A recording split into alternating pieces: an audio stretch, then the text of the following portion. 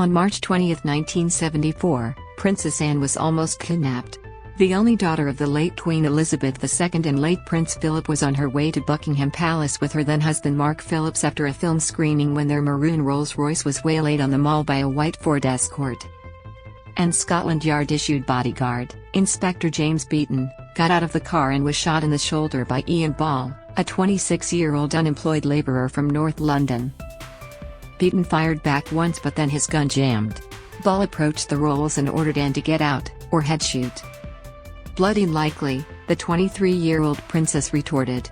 Ball ended up shooting chauffeur Alexander Callender in the chest and Beaton, who managed to get back into the car to shield the royal couple, was hit again in the hand. Ball grabbed Anne by the arm and Phillips, "I was frightened, I won't mind admitting it," he later said, held onto her by the waist. Her dress was ripped down the back in the struggle. That was his most dangerous moment, Anne quipped about her would-be kidnapper in an interview years later. Ball also shot police constable Michael Hills and Daily Mail journalist John Bryan McConnell. Another passerby, Ronald Russell, a 6'4" former boxer, not realizing this was any more than a dust-up over a car accident, approached Ball from behind and clocked him in the head. Anne took the opportunity to open the opposite rear door and do almost a backward somersault out of the car. She craftily thought that might get Ball to abandon his position, and as he ran toward the other side of the car, she got back in and closed the door. Russell managed to land a punch to Ball's face, after which he took off running. Detective Constable Peter Edmonds caught up to Ball and tackled him in street James Park. Days later, the Marxist-Leninist activist revolutionary movement sent a letter to authorities taking credit for Ball's brazen actions, but Scotland Yard determined the kidnapping attempt was the act of one individual, albeit a prepared one. In the car, rented under an assumed name, Ball had stashed Valium, 2 pairs of handcuffs and a ransom note addressed to the Queen demanding £2 million. Ball pleaded guilty to attempted murder and kidnapping and was remanded to a mental health facility. All of the wounded men survived and each was honored by the Queen that September. Russell recalled getting the George Medal from Her Majesty, telling the Eastern Daily Press in 2006 that the monarch told him, "The medal is from the Queen of England, the thank you is from Anne's mother." Later, and recalling her exchange with Ball, told Michael Parkinson in the 1980s, "We had a sort of discussion about where or where not we were going to go. Well, he said I had to go with him, I can't remember why. I said I didn't think I wanted to go. I was scrupulously polite, cause I thought, silly to be too rude at that stage." The audience was in stitches. And we had a fairly low-key discussion about the fact that I wasn't going to go anywhere, and wouldn't it be much better if he went away and we'd all forget about it, and continued, before asking Phillips, "It got slightly rougher, didn't it, at one stage? I mean, public figures have always been in danger to some degree." The ever unflappable Anne continued. Though myriad threats were directed at the royal family over the years, she mused, perhaps your greatest danger is still the lone nutcase who has just got enough to put it together. But it would be fair to say that if anybody was seriously intent on wiping one out, it would be very easy to do. The party line shortly after the attack was that the royal family had no intention of living in bulletproof cages, least of all Anne, who resumed her usual routine the next day. Onward and upward, let alone keep calm and carry on, has certainly seemed to be the now 72-year-old's motto for the course of her adult life. She will be the first to admit when she thinks a certain tradition is fine the way it is, but she also evolves with the times. Anne also famously doesn't suffer fools or overextend herself beyond the still impressive level of grace and courtesy that was bred into her before she was old enough to notice. Long ago dubbed her royal rudeness by the finicky and sometimes fragile local press, she isn't one to lose sleep over her Twitter mentions. Not surprisingly, Erin Doherty, who played 1960s-era Anne on the 3rd season of The Crown, became quite enamored with the acerbic royal while researching the role. "I don't think she's trying to be mean," the British actress told Vanity Fair. "She's just kind of like, no, I'm going to tell you what I really think of this and you're going to have to handle it. Because I'm not going to lie." I love that about her. Season 3 picked up the Windsor's story in 1964, with a teenage Anne already needing to develop the suit of armor she would need to march into the existential battle that was, and still is, her daily life as a full-time royal. What fascinated me and shocked me the most about Anne is that she was put under so much scrutiny, in particular about her physically when she was a teenager, Doherty said. Because she's in the royal family, everyone just thinks they're allowed to comment. She would have been this really young, fragile teenager and people would write things in the newspaper about her being frumpy. That surprised me, that she managed to go through that at such a young age and still come out really determined to be honest and open with people. Speaking about Princess Anne's guarded nature, Doherty explained, "I think that's where the armor came from, because she was subject to this pressurized environment of people commenting on her. The steely resolve that has defined the monarchy for generations positively courses through the Princess Royal, who despite having her fortunes inextricably tied to her storied heritage has managed to live life largely on her own terms, lone nutcases, or public opinion, be damned." So it's no wonder she's always been one of the most popular members of the family. Anne was born on August 15, 1950, joining older brother King Charles II in the family fold.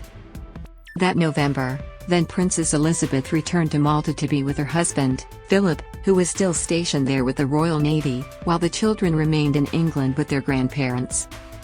Anne and Charles would remain close with the Queen Mother for the rest of her long life. In 1952, Elizabeth became queen when her father, King George VI, died at the age of 56. The following year, Queen Elizabeth II and Prince Philip embarked on a nearly 7-month-long tour of the Commonwealth, again without their children, who were famously greeted with handshakes upon their parents' return. Charles enjoyed a special bond with his bold, confident sister, who was 8 years older than their next youngest brother, Prince Andrew. Prince Edward, the baby of the family, was born in 1964, and the then Prince of Wales was already off at boarding school. As a child, the sensitive, artistically inclined Charles felt the weight of his parents' frequent absences, but if Anne ever felt similarly, she's not saying. Her predecessors had traveled enormously, that was the expectation, and pragmatically summed up her mother's commitment to the crown in an interview for the BBC's 2018 special The Queen, Her Commonwealth Story. And they'd been away for very long times, and that again was part of the expectation. And of course it was made worse by her father dying so early on in her career that she didn't have the option really to spend more time at home. The stoic princess, who was quick to defend their mother when Charles told an interviewer in the 1990s that the Queen was a distant parent, "It just beggars belief," and fired back, was more like their father than Charles was, and Philip appreciated his daughter's athleticism, fearlessness and dry wit. But while their temperaments differed, Anne was supportive of Charles, attending his plays at boarding school and, once they were older, hitting the international circuit with him to represent Britain, including a trip to Washington, D.C. in 1970, during which President Richard Nixon tried to set the prince up with his daughter Tricia Nixon. And also gave her big brother riding lessons when, as an adult, he wanted to get over his fear of jumping so he could join in traditional fox hunts. Anne shared a particular love of horses with the Queen, a love that she later passed on to her own daughter. But the Princess Royal even forewent university in favor of pursuing her equestrian career and won the European Eventing Championship in 1971, after which she was named BBC Sports Personality of the Year. Anne met champion rider Mark Phillips, then a lieutenant in the British Army, during the 1968 Summer Olympics in Mexico, and they bonded instantly, traveling to events together all over England. He won a gold medal in 3-day eventing at the Munich Games in 1972, and they got engaged in April 1973, after both competing in the horse trials at badminton. Their betrothal was formally announced on May 29, 1973, and Anne's parents were said to be delighted. But not everyone was thrilled. "I can see I shall have to find myself a wife pretty rapidly, otherwise I shall get left behind and feel very miserable," Charles wrote to a friend upon hearing the news, per royal expert Sally Bettle-Smith's 2017 biography Prince Charles. However, his sister's engagement wasn't the only one plaguing the bachelor. 4 months before Anne got married on November 14, 1974, Charles' birthday, his charming former girlfriend Camilla Shand married Andrew Parker Bowles. The dashing British Army officer had previously dated Anne and, remaining friends, and was in the front row along with the Queen Mother at Andrew and Camilla's July 4 wedding. Not being able to predict the future, Charles felt as if he was losing two of the most significant relationships in his life. A record 500 million people watched on TV as Anne married Phillips in front of roughly 2,000 guests. More than 10,000 spectators camped out along the procession route between Buckingham Palace and Westminster Abbey to get a glimpse of the couple. They chanted "We want Anne" and sang "Happy Birthday" for Charles. The bride wore a Tudor-style gown by Maureen Baker. To go with her sapphire and diamond engagement ring, her wedding band was crafted from the same nugget of Welsh gold that supplied rings for the Queen Mother, the Queen and Princess Margaret, and, later, would do the same for Princess Diana, Kate Middleton, and Meghan Markle. The Queen gifted the newlyweds Gatcombe Park, a country estate in Gloucester that remains Anne's main residence to this day, and they divided their time between that home, Anne's bachelorette apartment at Buckingham Palace and Philip's military posting at Sandhurst. Perhaps contrary to expectations at the time, the couple didn't set about to have children right away. Riding her horse Doublet, Anne won silver medals in both individual and team disciplines at the 1975 European Eventing Championship, and she competed in the 1976 Summer Olympics in Montreal, becoming the first member of the British royal family to be in the Olympics. She recalled seeing a sea of hats at the opening ceremony. On the second day of the three-day eventing, Anne fell off her horse, Goodwill, from the Queen's stable, and suffered a concussion. She got up again to jump the next day, but she matter-of-factly said later that she didn't remember much of it, which she called irritating. "My father went back to look afterward and he found 4 huge holes about 3 strides out from the fence," she told the BBC in 2011. What had done is, Goodwill got bogged, basically. At least we landed the right way up, because that's the sort of fall that does a lot of damage. Despite being extremely competitive, Anne insisted that being an Olympian at all, and finishing the event, was perfectly satisfying. Anne and Philip's first child, son Peter Phillips, was born on November 15, 1977, and daughter Zara Phillips arrived on May 15, 1981, another busy year for the royal family.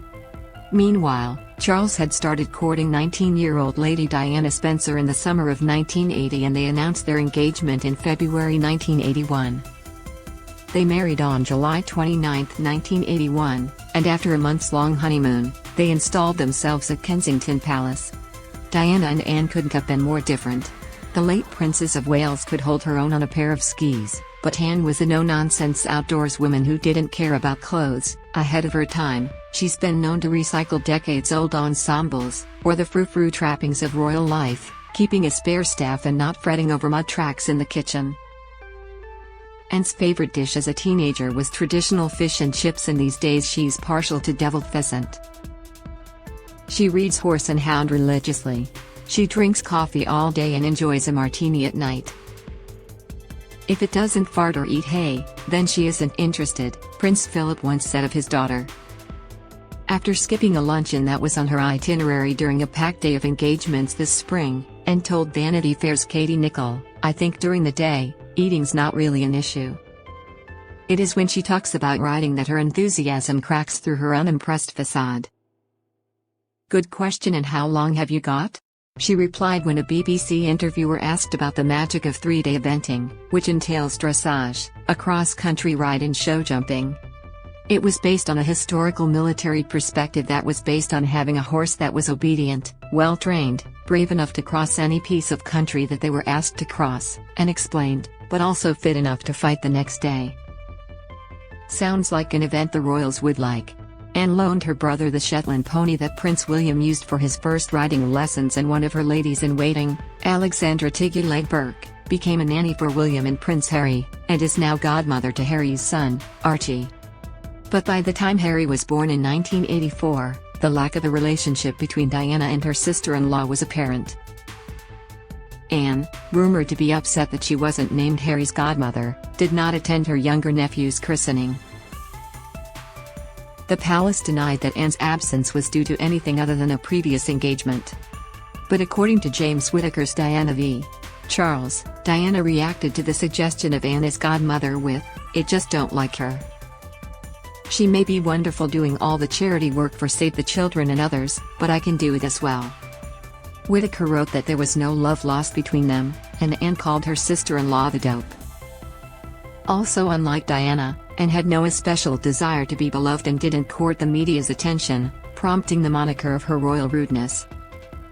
According to Princess Diana biographer Tina Brown, when Anne was introduced to Tony Blair's wife, Cherie Blair told the princess to call her Cherie, to which Anne replied, "Actually, let's not go that way.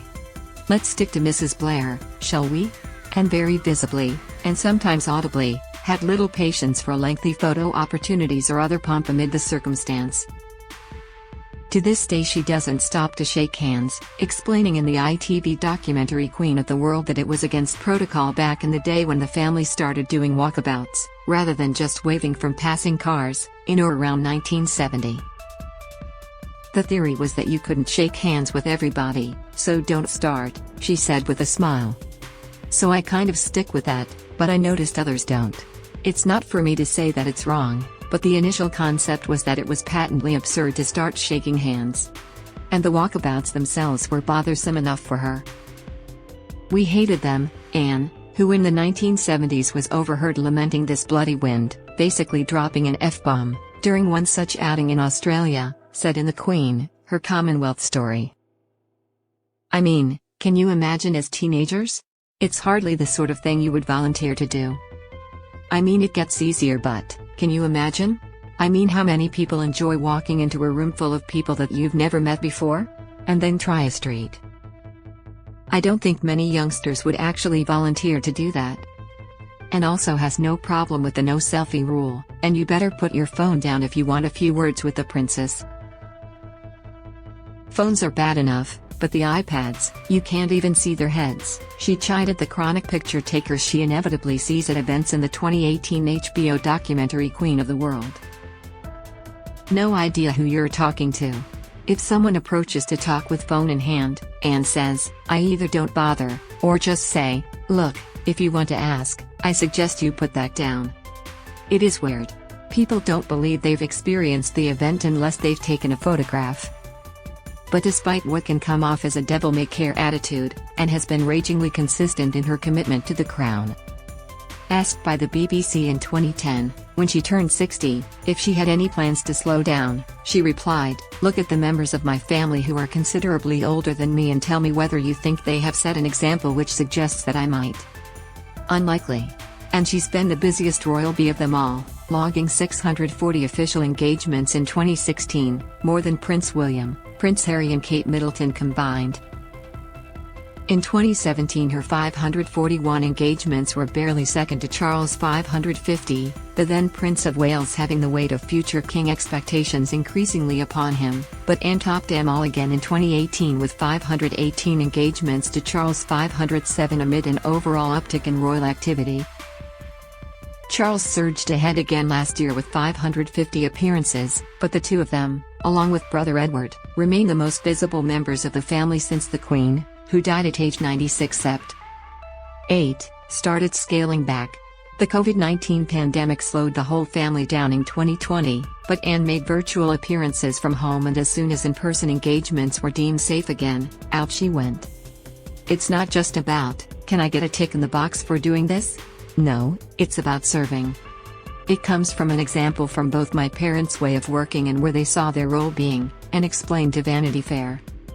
I mean, my father served. It was a more direct form of service, I suppose you could argue.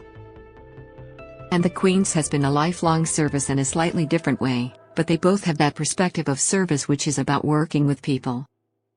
She doesn't take the country estate she's called home for the past 45+ years for granted, either. It's really nice to come back and just be yourself in an area like this, she told Countryfile about Gavcombe, which is a working farm. Being able to take on a place like this, for me, I've got to make it work. This is not something that comes free, this has got to pay its way, otherwise I can't stay here. She is the patron of numerous charities and organizations, like the rest of the royals, but she has notably been president of Save the Children since 1970 and president of Riding for the Disabled since 1985. Asked if becoming a mother had influenced her advocacy, Anne said in a 1983 interview, yes, but I would also remind you that I took on the fun long before I even thought about getting married. Having my own children I don't think has made that much difference. I may understand their problems a bit better than I did before. She was also asked if, having seen deprivation in the developing world, did she worry about what sort of world her own children would grow up in? In the so-called developed world? She replied wryly. Her own children at least grew up in a very evolved world, for a couple of royals. Breaking with tradition, Anne, the first woman in the family to give birth in a hospital instead of at home, chose to not give son Peter and Zara royal titles, figuring they'd have a better shot at normality if they were just Peter and just Zara, no prince or princess, no HRH, or HRR, like their mom. I think it was probably easier for them, and I think most people would argue that there are downsides to having titles, and explain the choice in brief to Vanity Fair. So I think that was probably the right thing to do. Like average kids, Peter and Zara would get grounded if they ran afoul of their parents, and allowances would be withheld. I'm very lucky that both my parents decided to not use the title and we grew up and did all the things that gave us the opportunity to do, Zara told The Times in 2015. Meanwhile, Anne's determination to live an independent life eventually extended to her marriage. She and Phillips spent a lot of time apart, and in 1989, amid reports that Anne had been exchanging amorous letters, which were stolen and leaked to the press, with Royal Navy Commanding Officer Timothy Lawrence, they announced that they had separated. Just like any savvy celebrity, the princess wasn't in England when the news was announced, but instead in Puerto Rico for a meeting of the International Olympic Committee.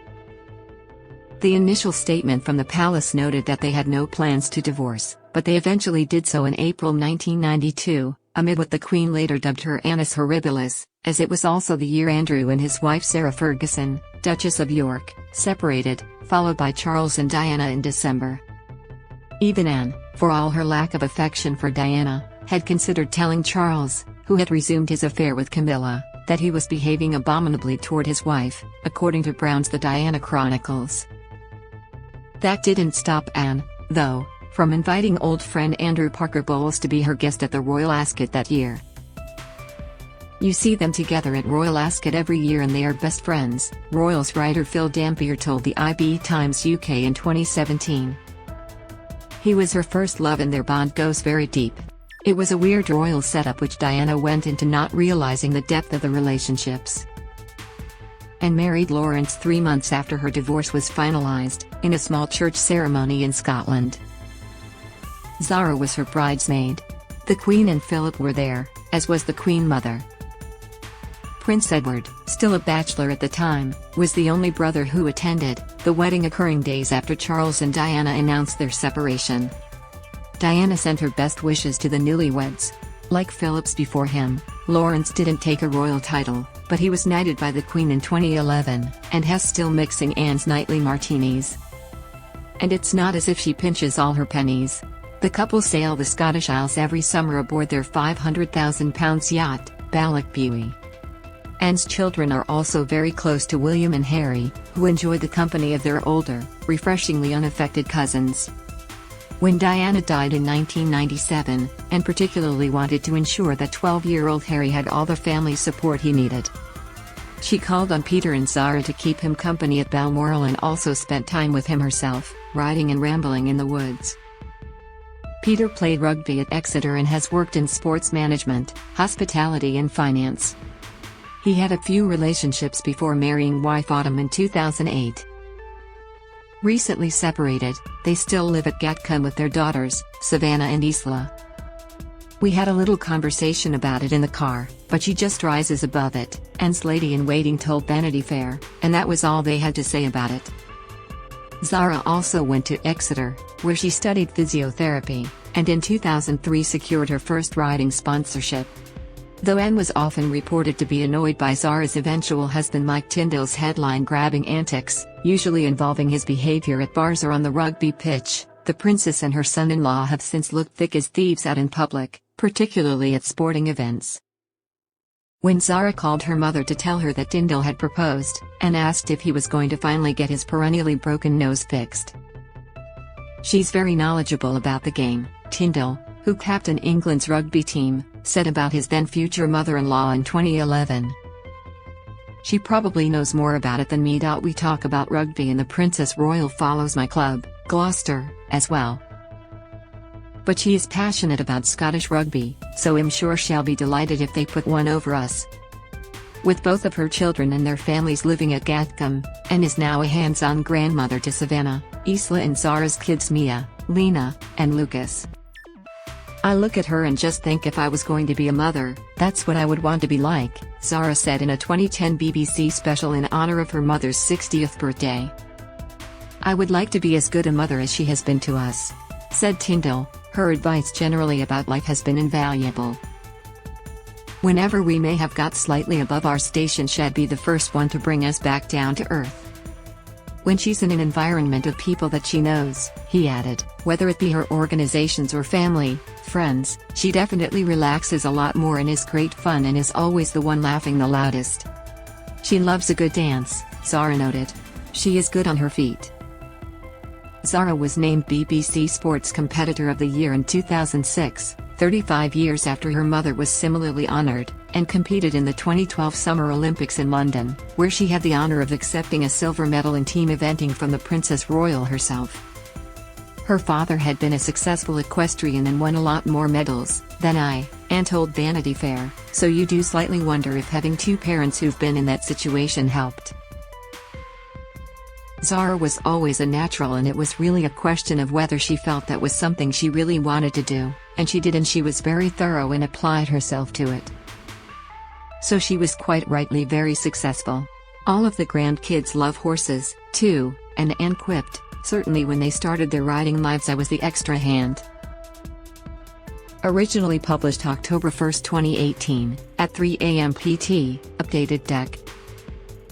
4, 2019.